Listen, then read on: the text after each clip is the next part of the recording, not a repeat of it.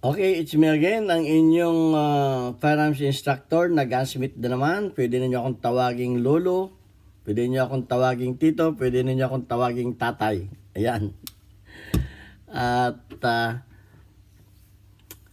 bago ako bumati at magpasalamat ay gusto ko lang munang basahin ang katanungan ni Boy Omay.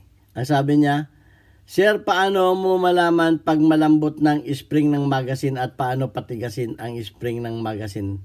Sir, thanks po.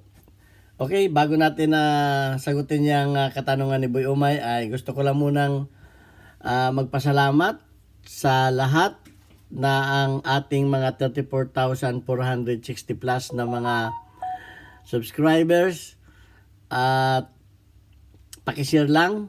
Yung mga bago pa sa aking YouTube channel, hinahanap ako sa Pilipinas, baka may pagagawa sa akin. Ako po ay 20 years na nagtatrabaho dito sa Kuwait sa Mayadin Shooting Range bilang isang firearms instructor, gunsmith at ngayon ay consultant na.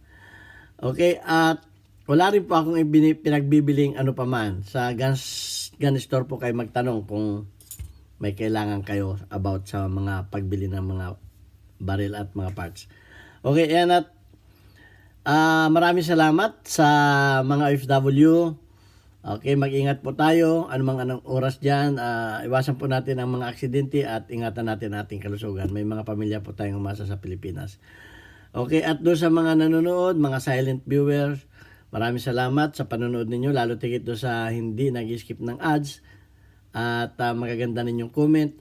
Tayo po isang charity vlogger. May 6 na estudyante na tinutulungan, anak ng mga single parent. Okay, kaya nga po ako'y nagpapasalamat sa ating mga supporter, si Alfredo Isidro or Disipay ng Las Piñas, si Architect Arnel Salvador, kaibigan ko dito sa Kuwait, at si Jubel Platoon, okay, at si Boy Omay. Ayan, at si GC Antonio Official, tinatanong yung ating GCash number, ito na po. Okay, at maraming salamat kay Jubel Platon, kay Boy Umay sapagkat may bago kayong padala at natanggap na at pumasok na sa ating GCash. Maraming salamat sa patuloy ninyong suporta at yung mga nagpapadala ng pagmamahal sa ating mga beneficiaries ay magpakilala kayo para mapasalamatan ko kay every vlog. Okay, ayan at puntahan na natin yung katanungan ni Boy Umay. Paano natin malalaman na malambot na ang magazine spring?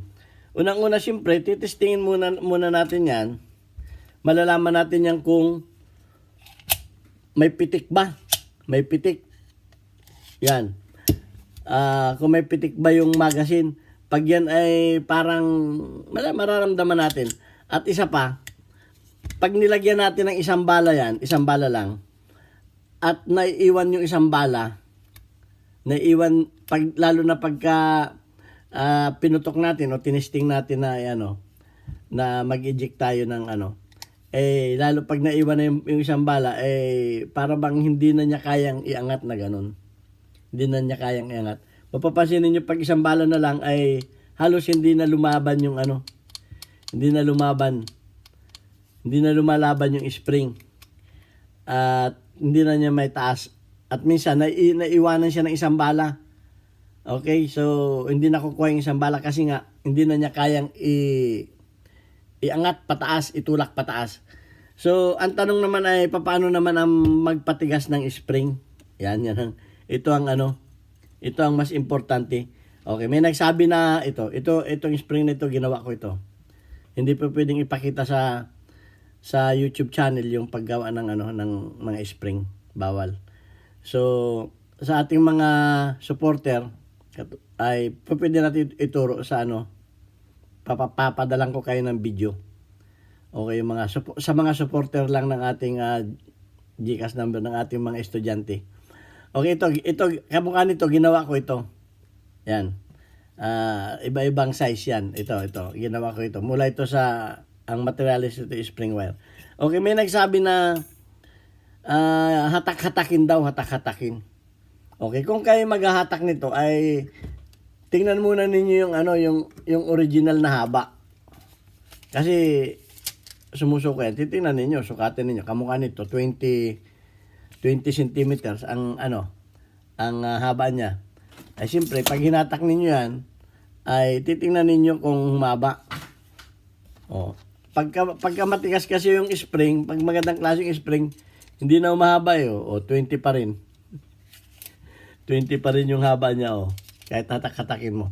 So, yung mahinang klaseng spring talaga ay nagbabago. Pag hinatak-hatak mo yan, okay naman yun. Ang kaso mo, pag nagtagal uli, babalik uli. So, hindi tumigas. Pinahaba mo lang, hindi tumigas. Okay. Ganito ang gawin ninyo. Actually, may videos na ako nito kung panoorin ninyo yung paano patigasin ang spring. Okay, ganito ang gawin ninyo. Di hinatak-hatak na ninyo. Pag hinatak-hatak ninyo, tingnan ninyo yung mga pagitan niya. Kung pare-pareho, baka naman itong isa ay sobrang papantayin ninyo. Kalkulahin ninyo. O kamukha nito, medyo makipot ito yung isa. Yan, ganyan. Papantay-pantay ninyo. At titingnan ninyo kung straight na ganon. Kung straight hindi nakaganon, hindi nakaganyan. Okay. Di hinatak-hatak na ninyo. Di nakuha na ninyo yung tamang haba. Ang tanong ay paano naman patitigasin. Okay. Doon sa ginawa kong video,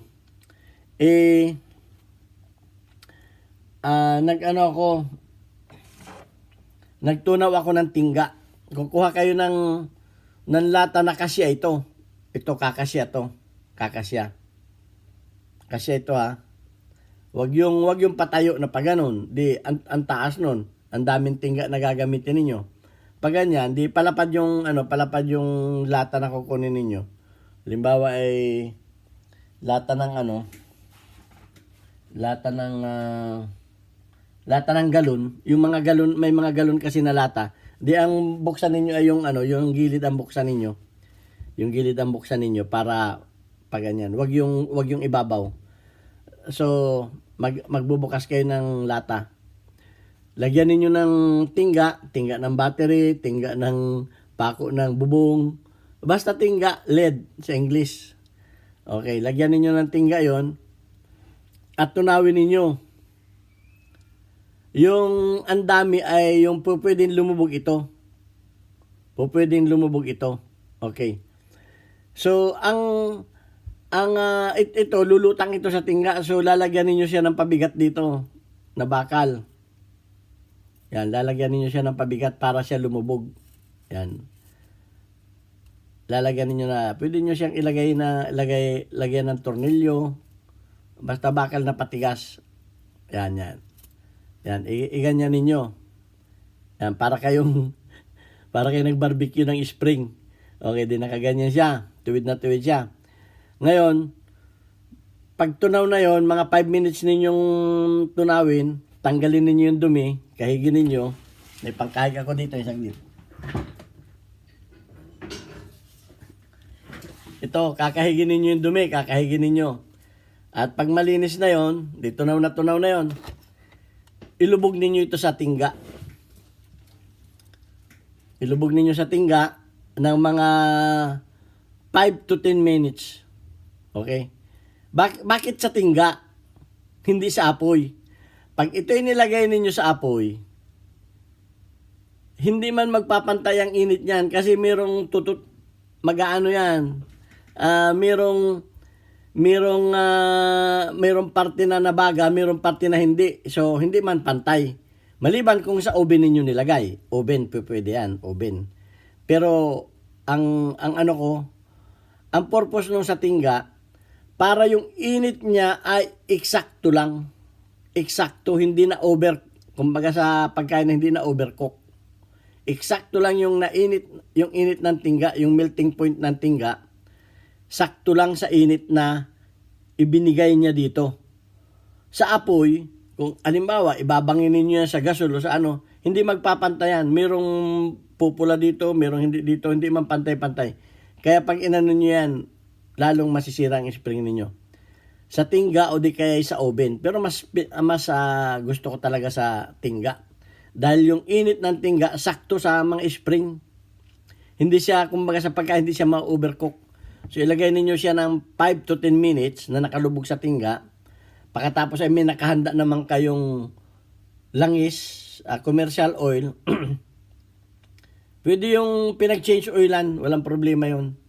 Mga pinag-change oilan ang ano ko dahil mahal naman na langis sa atin eh. Okay yun, pinag-change oilan.